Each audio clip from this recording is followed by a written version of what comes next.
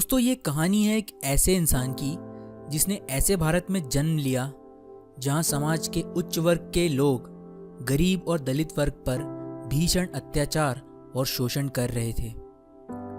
लेकिन समाज की इस घृणा, अपमान और तिरस्कार के बावजूद उन्होंने ऐसी शिक्षा हासिल की जिसकी बदौलत वो भारत के संविधान के निर्माता बन गए। दोस्तों, मैं बात कर रहा हूँ डॉक्टर भीमराव अंबेडकर जी की, जिनका जन्म 14 अप्रैल 1891 को मध्य प्रदेश के महू गांव में पिता रामजी मालोजी सकपाल और मां भीमाबाई की 14वीं संतान के रूप में हुआ। उनके पिता रामजी ब्रिटिश सेना में मऊ छावनी में एक सैनिक थे। परिवार महार जाति से था जिसे लोग बेहद ही निचले तबके का मानते थे। उनका परिवार मराठी था जो महाराष्ट्र के रत्नागिरी जिले में अंबावड़ी गांव से था। सेना में काम करते हुए डॉक्टर अंबेडकर के पिता सूबेदार बन गए और वो हमेशा से अपने बच्चों की शिक्षा पर जोर देते थे। कुछ दिन बाद उनके पिता सेना से रिटायर हो गए और वो परिवार को लेकर सतारा चले गए, जहां कुछ दिन बाद अंबेडकर की माता भीमाबाई का बीमारी के चलते देहांत हो गया। अब अंबेडकर समेत 14 भाई बहनों की देखभाल उनकी चाची ने कठिन परिस्थिति में रहते हुए की।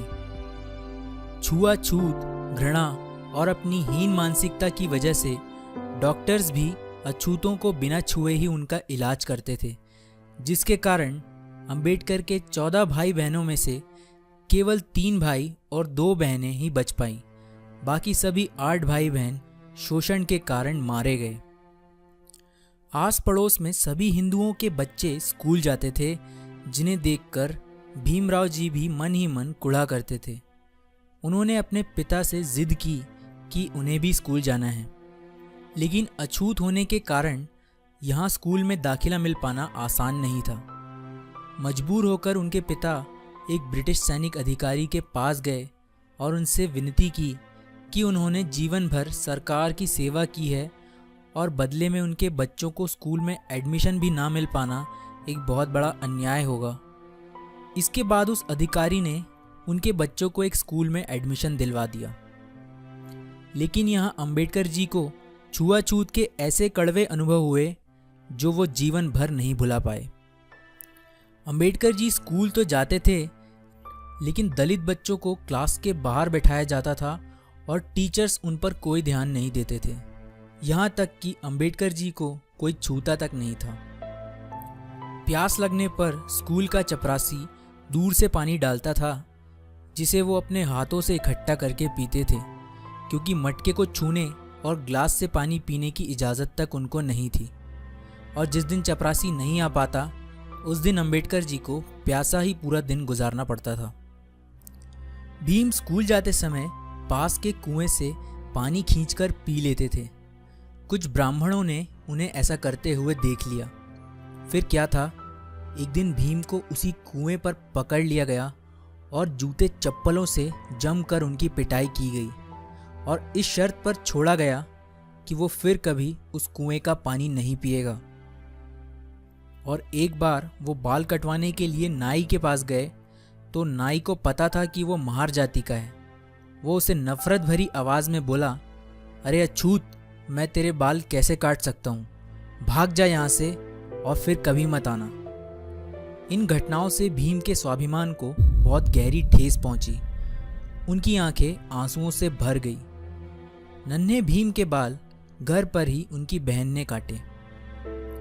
भीम बहुत ही स्वाभिमानी लड़का था और वो अपने पैरों पर खड़ा होना चाहता था ताकि परिवार की आर्थिक स्थिति में कुछ सुधार हो। भीम ने सुन रखा था कि सतारा जाने वाले लड़कों को बॉम्बे जाकर काम मिल जाता है, इसलिए उन्होंने तय किया कि वो बॉम्बे जाकर किसी मिल में काम करेगा। लेकिन बॉम्बे जाने के लिए उसके पास किराया नहीं था। भीम ने एक प्लान बनाया कि वो अपनी चाची के बटुए से पैसे चुराकर बॉम्बे चला जाएगा। भीम ने लगातार 3 रातों तक बटुए को चुराने की कोशिश की जो उनकी चाची की कमर से बंधा हुआ था, लेकिन कोई सफलता उन्हें नहीं मिली। कहीं जाकर चौथी रात को वो बटुए को चुरा पाए, लेकिन उन्हें बड़ी निराशा हाथ लगी क्योंकि उसमें केवल सिर्फ आधा आना ही था, जिससे वो बॉम्बे नहीं जा सकते थे। 4 रातों के इस एक्सपीरियंस ने भीम को अंदर तक हिलाकर रख दिया। इसके बाद उन्होंने एक नई योजना बनाई जिसने उनके पूरे जीवन को बदल कर रख दिया। उन्होंने निश्चय किया कि वो पढ़ लिख कर अपने परिवार के लिए रोजगार प्राप्त करेंगे और अपने अंदर की सभी बुरी आदतों को छोड़ देंगे। किस्मत ने भी भीम का साथ दिया।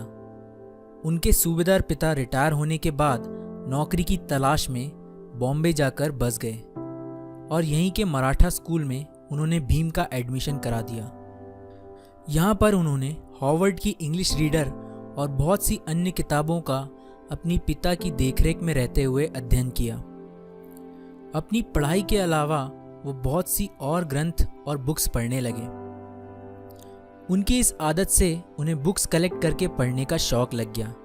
उनके पिता पर उनका यह शौक काफ़ी महंगा पड़ रहा था, लेकिन वो चाहते थे कि भीम पढ़ लिख कर बड़ा आदमी बने। उन्होंने कर्ज लेकर भीम को बॉम्बे के एल्फिंस्टन हाई स्कूल भेजा, लेकिन यहाँ भी छुआछूत ने उनका पीछा नहीं छोड़ा। एक बार टीचर ने भीम से बोर्ड पर एक मैथ्स का सवाल हल करने को कहा। जैसे ही भीम बोर्ड की तरफ बढ़ा, अगड़ी जाति के हिंदू बच्चे चिल्ला उठे, सर भीम अछूत है, उसे रोकिए। दरअसल बोर्ड के पास उन स्टूडेंट्स के लंच बॉक्स रखे हुए थे जो भीम की परछाई पड़ने से अपवित्र हो सकते थे। इस डर से सभी बच्चों ने अपने डब्बे वहां से फौरन उठा लिए।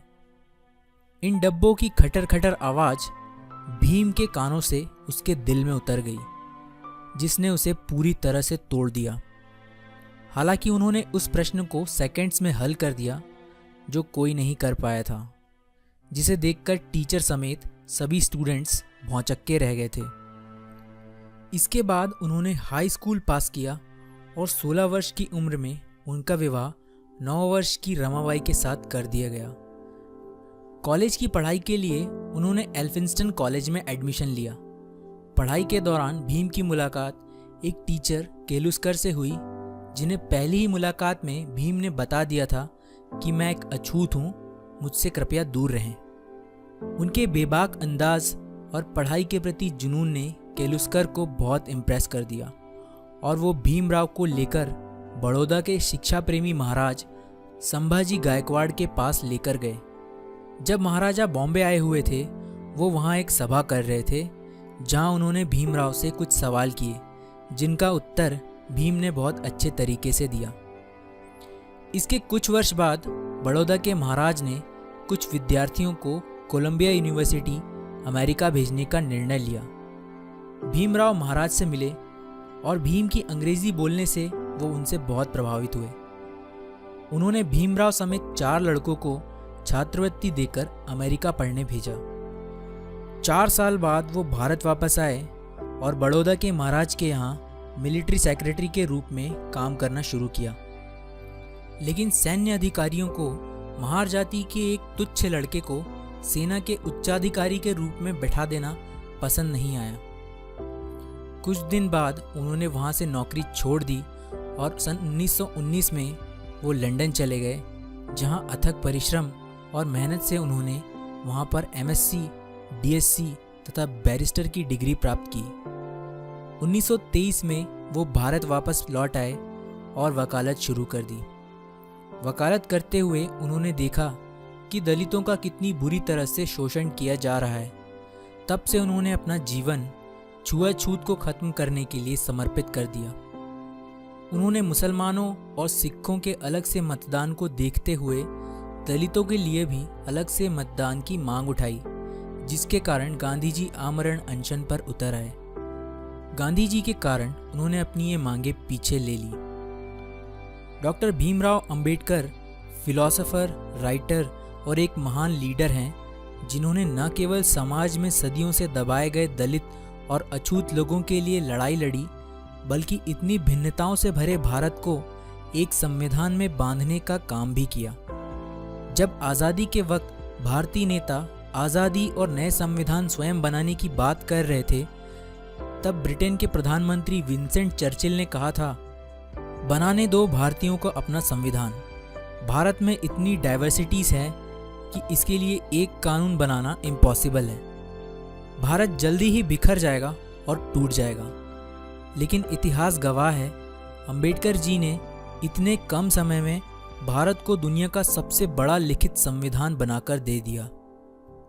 इसके बाद 1950 में अंबेडकर जी बौद्ध धर्म के सम्मेलन में श्रीलंका गए। भारत लौटने के बाद उन्होंने नागपुर में 14 अक्टूबर 1956 को अपने लाखों अनुयायियों के साथ हिंदू धर्म त्याग कर बौद्ध धर्म की दीक्षा प्राप्त कर ली। अंबेडकर जी ने हिंदुओं में प्रचलित जाति प्रथा की घोर निंदा की। इसके लगभग 2 महीने बाद 6 दिसंबर 1956 को बीमारियों की वजह से उन्होंने अपनी अंतिम सांसें ली। उनका अंतिम संस्कार बौद्ध धर्म के रीति अनुसार हुआ।